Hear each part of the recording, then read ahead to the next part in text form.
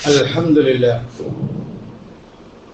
الحمد لله رب العالمين نحمده ونستعينه ونؤمن به ونتوكل عليه ونعوذ بالله من شرور أنفسنا ومن سيئات أعمالنا من يهده الله فلا مضل له ومن يضلل فلا هادي له وأشهد أن لا إله إلا الله وحده لا شريك له وأشهد أن محمدا عبده ورسوله أرسله بالهدى ودين الحق ليظهره على الدين كله ولو كره المشركون اللهم صل على محمد وعلى آل محمد كما صليت على إبراهيم وعلى آل إبراهيم إنك حميد مجيد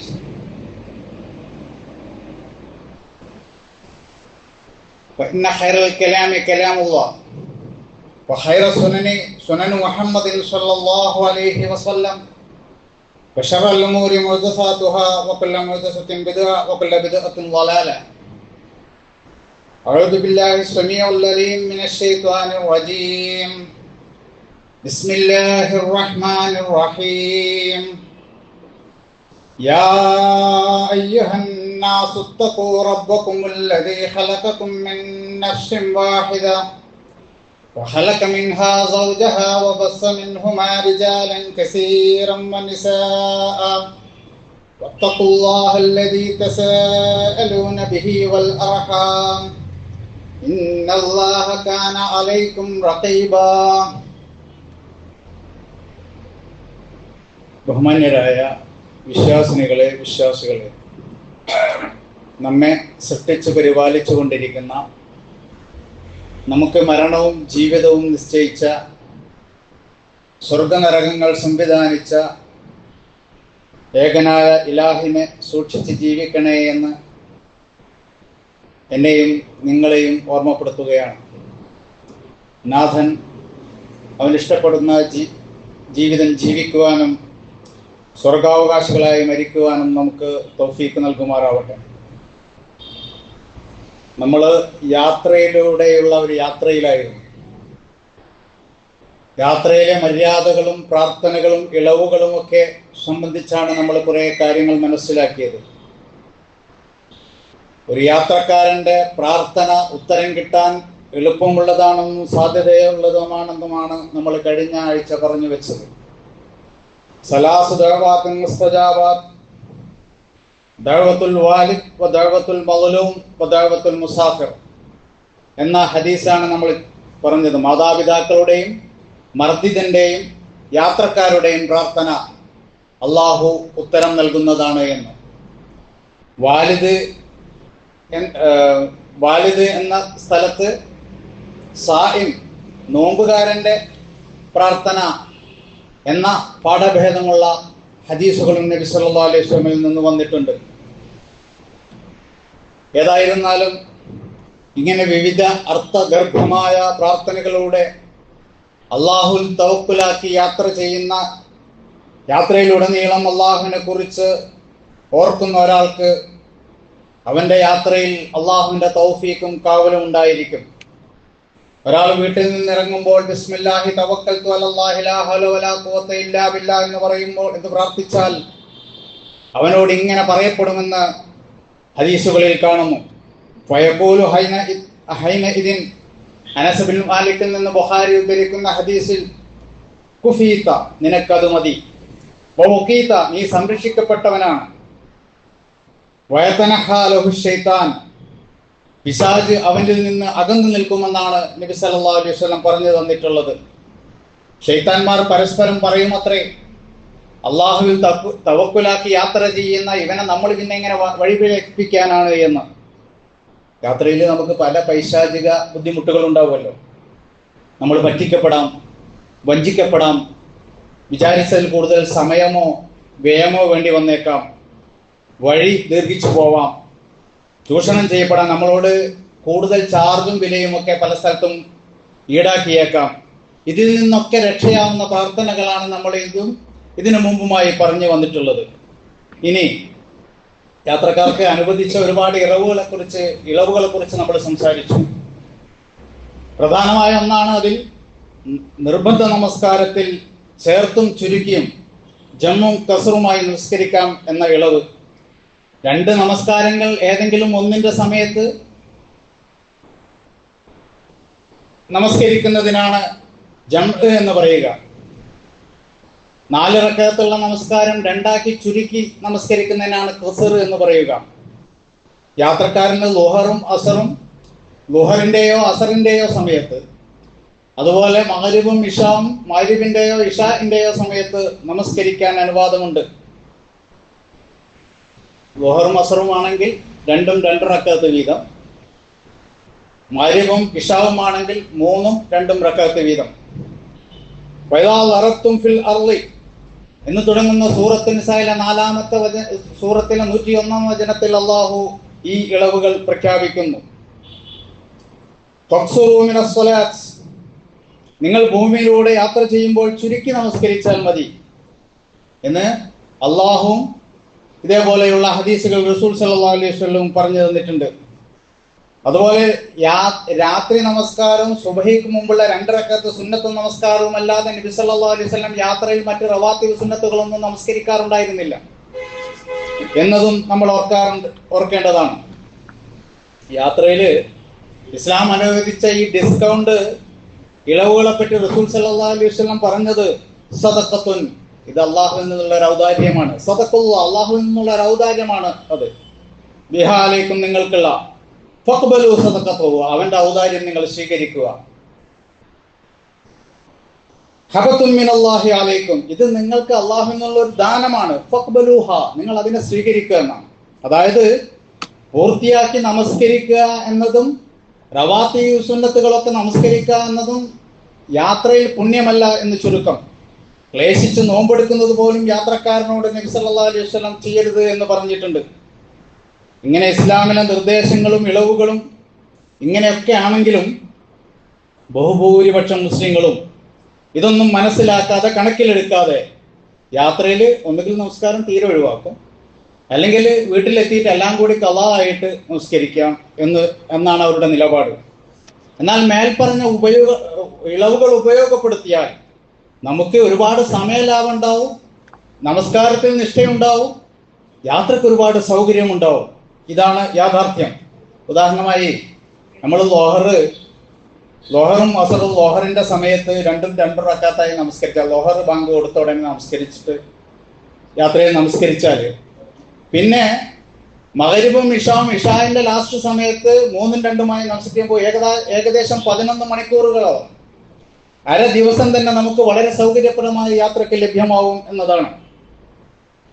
താൽക്കാലികമായി നമ്മൾ ഏതെങ്കിലും റിസോർട്ടിലോ അല്ലെങ്കിൽ ജോലി ആവശ്യാർത്ഥം വേറൊരു സ്ഥലത്തോ നിൽക്കുകയാണെങ്കിലും നമസ്കാരം ജമ്മും കസറുമായി നമസ്കരിച്ചാൽ മതി എന്നാണ് പ്രവാചക പാഠം. മക്ക വിജയ ദിവസത്തിൽ 19 ദിവസത്തോളം നബി സല്ലല്ലാഹു അലൈഹി വസല്ലം മദീനയിൽ നിന്ന് മക്കയിൽ വന്ന് താമസിച്ചിട്ട് അത്രയും ദിവസം നബി സല്ലല്ലാഹു അലൈഹി വസല്ലം ജമ്മും കസറുമായിട്ടാണ് നമസ്കരിച്ചത്. അതുപോലെ ബസ്സിലും ട്രെയിനിലും പ്ലെയിനിലും കപ്പലിലും ഒക്കെ യാത്ര ചെയ്യുന്ന നമ്മൾ പലപ്പോഴും കിബിലക്ക് നേരെ നമസ്കരിക്കാൻ സൗകര്യമുണ്ടായിരിക്കണമെന്നില്ല. അപ്പോൾ കിബിലക്ക് നേരെ അല്ലാതെയും നമസ്കരിക്കാൻ നബി സല്ലല്ലാഹു അലൈഹി വസല്ലം കഴുതപ്പുറത്ത് സഞ്ചരിക്കുമ്പോൾ നമുക്ക് മാതൃക കാണിച്ചു തന്നിട്ടുണ്ട്.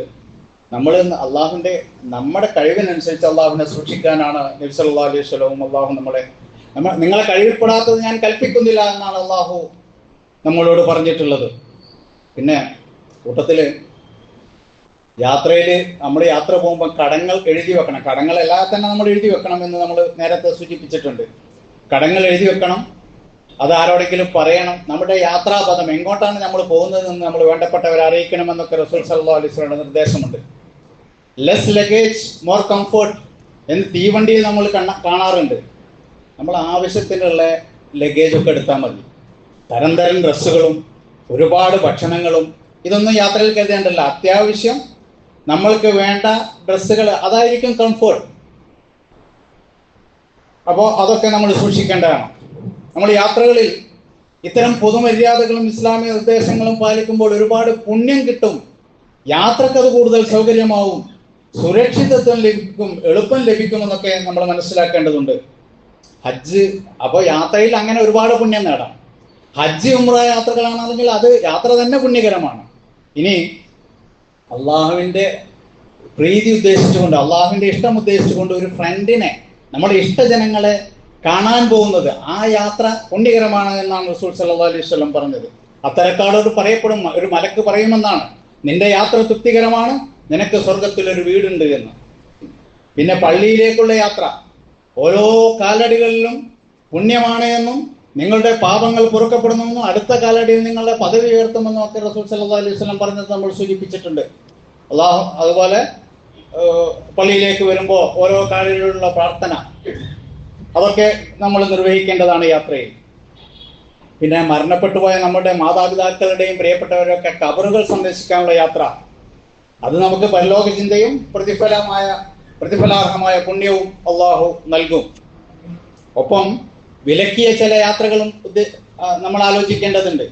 പുണ്യം ഉദ്ദേശിച്ചുകൊണ്ട് 3 പള്ളികളിലേക്കല്ലാതെ റസൂൽ സല്ലല്ലാഹു അലൈഹി വസല്ലം യാത്ര വിലക്കിയിട്ടുണ്ട്. നിങ്ങൾക്കറിയാവുന്നതുപോലെ മസ്ജിദുൽ ഹറമും മസ്ജിദുൻ നബവിയും ബൈത്തുൽ മുഖദ്ദസുമാണ് ആ പള്ളികൾ.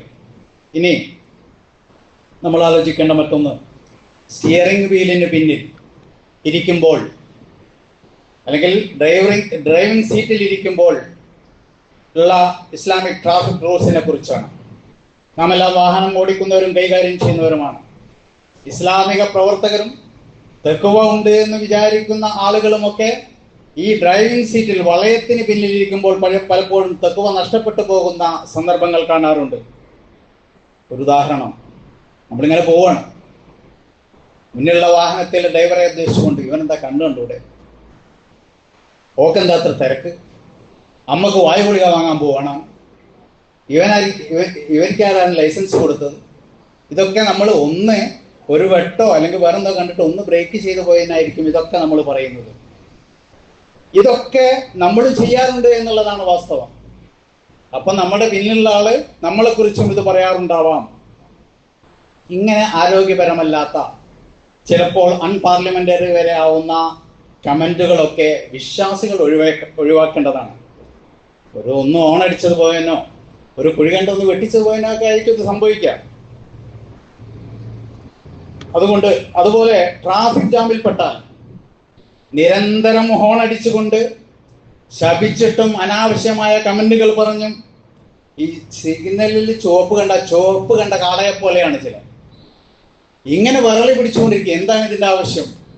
നല്ല ശ്വാസം അറിഞ്ഞുകൊണ്ട് ശ്വാസമെടുത്ത് ആ ട്രാഫിക്കിൽ പച്ച തെളിയുന്നവരെ സുബ്ഹാനല്ലാഹി വബിഹംദിഹി സുബ്ഹാനല്ലാഹിൽ അളീം എന്ന് പറഞ്ഞാൽ അതൊരു പുണ്യല്ലേ? എന്തിനാ നമ്മൾ ഇങ്ങനെ ടെൻഷനും വെറിയിടുവാവുന്നത്?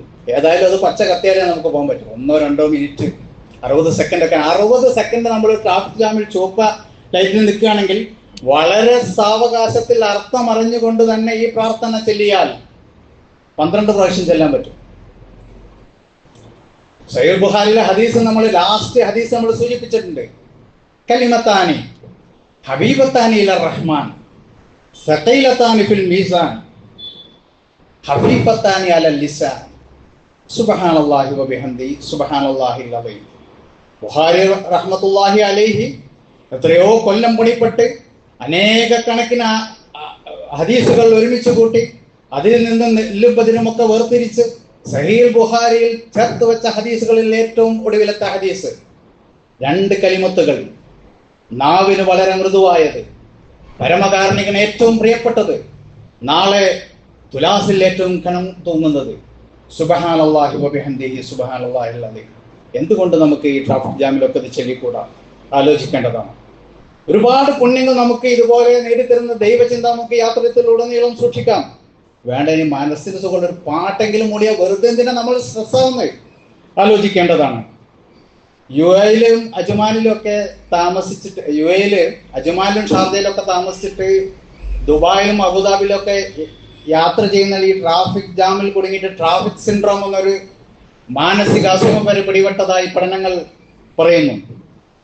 ഇനി മറ്റൊന്ന്, ചിലർക്കൊക്കെ ഒരു ഹരമാണ് മുന്നിലുള്ള വാഹനങ്ങളെ കണ്ടാലൊന്ന് മത്സരിക്കാൻ തോന്നുക എന്നുള്ളത്. അങ്ങനെ ഒരാൾ നമ്മുടെ വാഹനത്തെ മത്സരിക്കാൻ നോക്കിയാൽ നമ്മളെന്താ ചെയ്യുക? നമുക്കപ്പോൾ ദുരഭിമാനം ഉണരും, രോഷം ഉണരും, നമ്മൾ അവനെ വെട്ടിച്ച് മുന്നിൽ കയറാൻ നോക്കും. വെറുതെ എന്തിനാ? നമ്മുടെ ബ്ലഡ് പ്രഷർ അപകട സാധ്യത ഒക്കെ ഉണ്ടാക്കുന്നത്.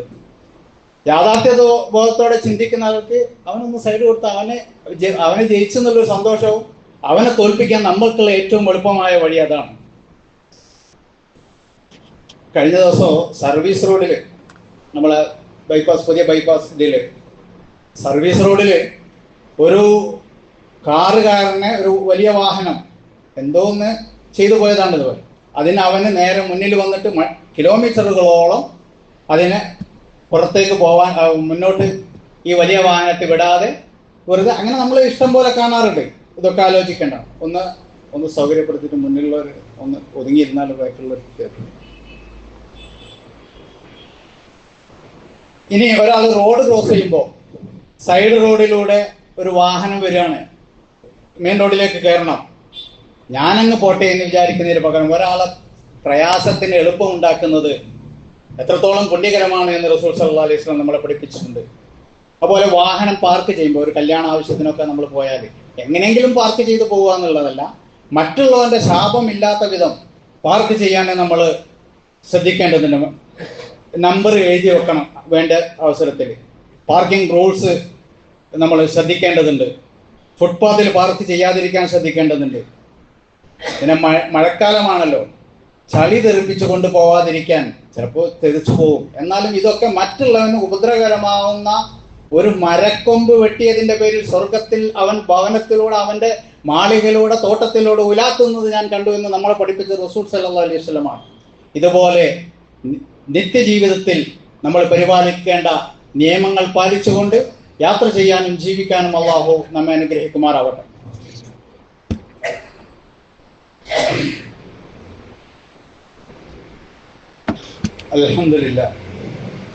അൽഹംദുലില്ലാഹി അൽദി ഹദാനാ ലിഹാദാ വമാ കുന്നാ ലിനഹ്തദിയ ലൗലാ അൻ ഹദാനല്ലാഹ്. റബ്ബി ഇശ്റഹ് ലി സദ്രി വയസ്സിർ ലി അംരി വഹ്ലുൽ ഉഖ്ദതം മിൻ ലിസാനി യഫ്ഖഹു ഖൗലി. യാ അയ്യുഹന്നാസ് ഊസീകും സാനിയം ബിത്തഖ്വല്ലാഹ്. ഒരിക്കൽ കൂടി റബ്ബിനെ സൂക്ഷിക്കണേ എന്ന് എന്നെയും നിങ്ങളെയും ഓർമ്മിപ്പിക്കുകയാണ്. നാഥൻ അനുഗ്രഹിക്കുമാറാവട്ടെ. അപ്പോൾ മറ്റൊരാളെ ബുദ്ധിമുട്ടിക്കുന്നത് ഹറാമാണ് എന്ന് നമ്മൾ മനസ്സിലാക്കണം. കഅബ തവാഫ് ചെയ്യുമ്പോൾ ഹജറുൽ അസ്വദിനെ മുത്തുക എന്നത്, ആദ്യത്തിൽ മുത്തുക എന്നത് സുന്നത്തായി നബി സല്ലല്ലാഹു അലൈഹി വസല്ലം പഠിപ്പിച്ചതാണ്. എന്നാൽ അതിനുവേണ്ടി മറ്റൊരാളെ തിക്കിയും തിരക്കിയും പോവുക എന്നത് ഹറാമാണ്. ഒരു സുന്നത്ത് കിട്ടാൻ വേണ്ടി അതുപോലെയുള്ള പുണ്യ പ്രവൃത്തിയിൽ വരെ അനുവാദമില്ലാത്ത നമ്മളാണ് ഇതൊക്കെ ചെയ്യുന്നത് എന്ന് ആലോചിക്കേണ്ടതുണ്ട്.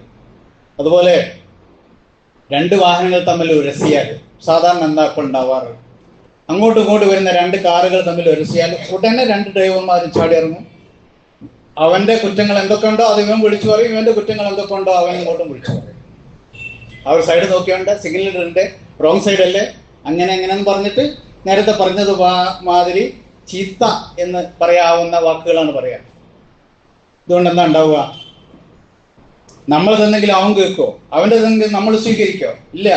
നേരെ മറിച്ച് ഇതേപോലെ തന്നെ ഒരു ഗുണകാംക്ഷ പുലർത്തിക്കൊണ്ട് അവനോട് ഞാൻ ഒരു സെക്കൻഡ് വേറെന്തോ ആലോചിച്ചു പോയി, അതുകൊണ്ടാണ് ഇത് പറ്റിയത് എന്ന് ഗുണകാംക്ഷാപൂർവം പറഞ്ഞാൽ എന്താ പറ്റിയത് വണ്ടിക്ക്, നമ്മുടേതാണ് തെറ്റെങ്കിൽ വണ്ടിക്ക് എന്താ പറ്റിയ, നമുക്ക് എന്താ ചെയ്തു തരട്ടോ, എന്ത് വേണമെങ്കിൽ ചെയ്യാം, റിപ്പയർ ചെയ്യാം എന്ന് പറഞ്ഞാൽ അവന്റെ ഈ രോഷം പ്രകടിപ്പിക്കാവുന്ന അവന്റെ മനസ്സ് ഒതുങ്ങി അവൻ പറയും അത് സാരല്ല, നമ്മളൊക്കെ റോഡിൽ കളിക്കുന്ന ആളുകൾ തന്നെയല്ലേ, അത് സാരല്ല എന്ന് പറഞ്ഞേക്കും. ഇങ്ങനെ ഏറ്റവും എളുപ്പത്തിൽ പരിഹരിക്കാവുന്നതാണ് നമ്മൾ പലപ്പോഴും സങ്കീർണമായി തീർക്കൽ. ആലോചിക്കേണ്ടതാണ്.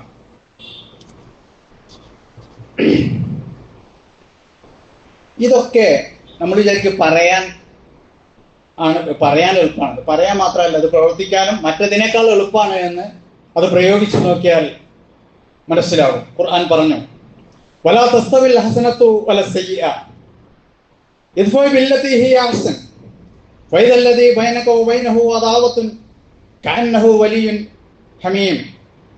സൂറത്ത് ഫുസ്സിലത്തിൽ അള്ളാഹു പറയുകയാണ്, നല്ലതും ചീത്തയും ഒരിക്കലും സമമാവുകയില്ല. ഏറ്റവും നല്ലത് ഏതോ അതുകൊണ്ട് നീ തിന്മയെ പ്രതിരോധിക്കുക. അപ്പോൾ ഏതൊരുവനും നീയും തമ്മിൽ ശത്രുതയുണ്ടോ അവൻ ഉറ്റമിത്രമായി മാറും. ആരാ പറയുന്നത്? അള്ളാഹു ആണ് പറയുന്നത്. ഇത്തരം അവസരങ്ങളിൽ സൗമ്യമായി നമ്മൾക്ക് പെരുമാറാനാവുക എന്നത് വലിയൊരു അനുഗ്രഹമാണ്. നബിയോട് അള്ളാഹു സൂറത്തുൽ ആലു ഇമ്രാനിൽ 159 വചനത്തിൽ അള്ളാഹു പറയുന്നുണ്ട്, ഫീമാ റഹ്മത്തിൻ മിനല്ലാഹി ലിൻത ലഹും, നീ നിനക്ക് അവരോട് സൗമ്യമായി പെരുമാറാനായത് വലിയ ഔദാര്യമാണ്. അള്ളാഹുവിന്റെ കാരുണ്യം കൊണ്ടാണ് നിനക്കത് സാധിച്ചത്. വലൗ കുൻത, നീയായിരുന്നെങ്കിൽ നീ പരുഷ സ്വഭാവിയും കഠിന ഹൃദയനുമായിരുന്നെങ്കിൽ നിന്റെ ചുറ്റിൽ നിന്ന് അവർ നിന്നെ ഉപേക്ഷിച്ച് പോകുമായിരുന്നു എന്ന് റസൂൽ സല്ലല്ലാഹു അലൈഹി വസല്ലമയോട് അള്ളാഹു പറയുന്നു. ഈ അടുത്ത് ഒരു പണ്ഡിതൻ എഴുതിയത് വായിച്ചു ഓർക്കുകയാണ്. മതപഠനത്തിന് പോവാണ്. കൊയിലാണ്ടിയിൽ നിന്നാണ് കുറെ കുട്ടികൾ കയറിയത്, മുസ്ലിം കുട്ടികളാണ്. അപ്പോൾ അവര് റിസർവേഷൻ കമ്പാർട്ട്മെന്റിലാണ് കയറിയത്. ജനറൽ സീറ്റാണ് അവർക്കുള്ളത്, ടിക്കറ്റാണ് അവർക്കുള്ളത്. അപ്പോൾ അതിലേക്കുള്ള ആള് വന്നു. ഈ കുട്ടികൾ, ഈ കൂട്ടം കൂടുമ്പോൾ അങ്ങനെയാണല്ലോ, ബസ്സിന് കല്ലെറിയാനൊക്കെ സ്വയമേ അവ ഒറ്റയ്ക്ക് സാധുവായ കുട്ടികളും കൂട്ടം കൂടുമ്പോൾ ചില പൈശാചികത വരാറുണ്ട്. അയാളോട് തർക്കിച്ചു. അങ്ങനെ അങ്ങോട്ടും ഇങ്ങോട്ടും വക്കാണമായി. ഇത് കുറെ ആളുകൾ കണ്ടു നിൽക്കുന്നതല്ലോ. ഇവരെ തൊപ്പിയും ഇവർ പോകുന്ന ആ ഡ്രസ്സും ആ ഡ്രസ് കോഡും കണ്ടാൽ അറിയാം ഇവര് ഒരു മതപഠനത്തിനാണ് പോകുന്നത് എന്ന്. എന്താ ഉണ്ടാവുക? ഇസ്ലാമിനെ കുറിച്ച് എന്തായിരിക്കും മറ്റുള്ളവരുടെ ധാരണ? അതുപോലെ മുതിർന്ന പൗരന്മാരുടെയും സ്ത്രീകളുടെയും ഭിന്നശേഷിക്കാരുടെയും ഒക്കെ സീറ്റിൽ കയറിയിരിക്കൽ ബസ്സിലൊക്കെ, അതും നമ്മൾ ഒഴിവാക്കേണ്ടതാണ്. സ്ത്രീകൾക്കും കുട്ടികൾക്കും ബസ്സിലൊക്കെ അനുഭവപ്പെടുന്ന പീഡനം, അതിനെക്കുറിച്ചുള്ള പരാതികൾ നമ്മൾ ഓർക്കേണ്ടതാണ്. യാത്രയിൽ പാലിക്കേണ്ട മര്യാദ കൂട്ടത്തിൽ ഇതൊക്കെ മുസ്ലിങ്ങളായ നമ്മൾ പാലിക്കുക എന്നത് നമ്മളോട് ചോദ്യം ചെയ്യപ്പെടുന്ന വിശ്വാസത്തിന്റെ ഭാഗമായിട്ടാണ് മനസ്സിലാക്കേണ്ടത്. ആരാധനാനുഷ്ഠാനങ്ങളുടെ കാര്യത്തിൽ മറ്റ് ജനവിഭാഗങ്ങളെ അപേക്ഷിച്ച് നമ്മൾ കൂടുതൽ നിഷ്ഠ പുലർത്താൻ 5 നേരം നിസ്കരിക്കാറുണ്ട്, നോമ്പ് നോക്കാറുണ്ട്, ഒന്നിലേറെ ഉംറ ചെയ്യാറുണ്ട്.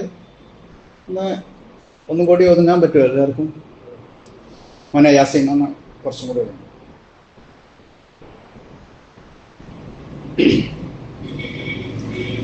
ഇങ്ങനെയൊക്കെ നിഷ്ഠ പുലർത്തുന്നവരാണ് നമ്മൾ. എന്നാൽ പൊതുജീവിതത്തിലെ നമ്മുടെ പ്രതിനിധാനം അത്ര തൃപ്തികരമല്ല എന്നതാണ്. നമസ്കാരം പോലുള്ള കാര്യങ്ങളിൽ നാഥനുമായിട്ടുള്ള നമ്മളുടെ ബന്ധത്തിന്റെ പ്രശ്നമാണ്.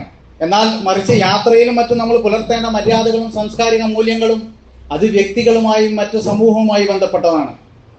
ഐച്ഛികമായ ആരാധനകൾ മൗലികമായി നമ്മളുടെ സ്വർഗപ്രവേശത്തെയോ നരകത്തിൽ നിന്നുള്ള മോചനത്തെയോ ബാധിക്കുന്നതല്ല.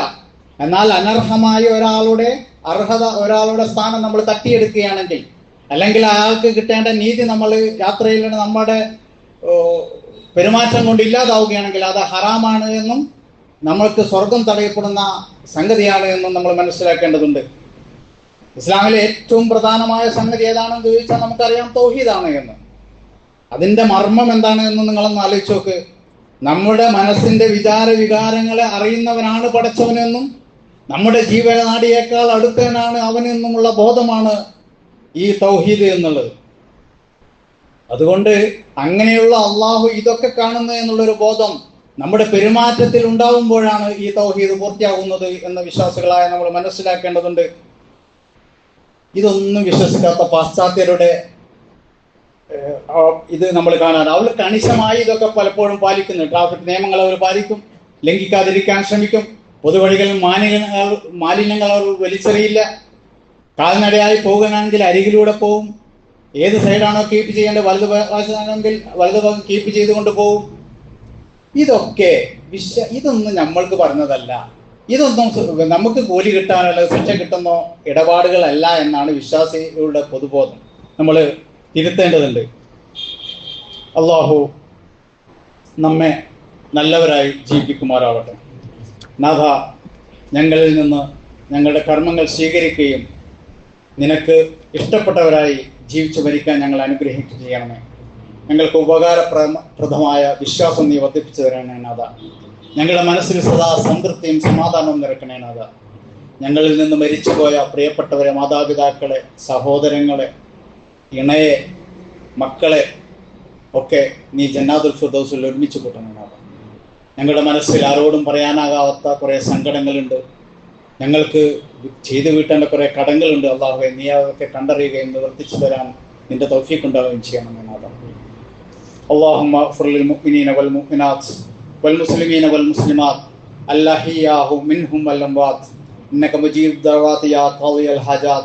اللهم أجرنا من النار، اللهم أجرنا من النار، اللهم أجرنا وأجر والدينا من النار. ربنا هب لنا من أزواجنا وذرياتنا قرة أعين واجعلنا للمتقين إماما. ربنا آتنا في الدنيا حسنة وفي الآخرة حسنة وقنا عذاب النار.